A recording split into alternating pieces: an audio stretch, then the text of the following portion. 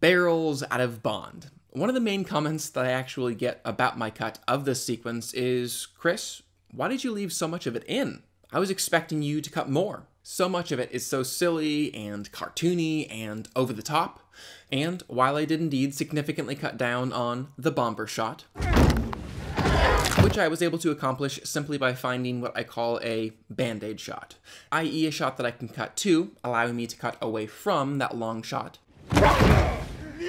and then return to it a moment later. Which, in this specific instance, that band-aid shot was a shot of Bilbo riding his own barrel, which I simply lifted from earlier in the scene and positioned right here.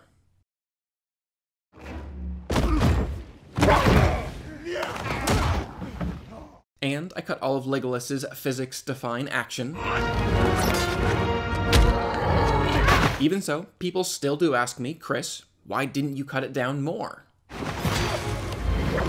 Well, because ultimately, if we cut A, every single over-the-top action beat, B, any shot that looks slightly CGI, or C, anything that wasn't in the book, we cease to have a sequence, at least one with any discernible rise, fall, growth, and progression. And while for some of you that is what you would opt for me personally, like I explained in my longer video essay, this is the right time in the film to have a full-blown action set piece. And like it or not, this action set piece is held up by these over-the-top, heavily CGI'd moments. And if you remove all of them, or even most of them, the action sequence will just fall flat.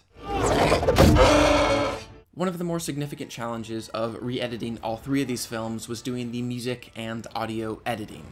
But I quickly discovered one of the best ways to get out of a piece of music was look for really loud moments in the sound design. So in this specific instance right here, the music itself would have continued.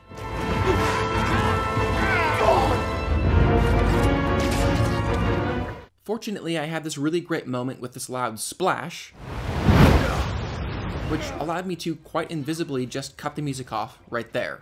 Something that wouldn't have worked at all had it not been for that masking sound effect. Without the splash? With the splash. Editing is fun.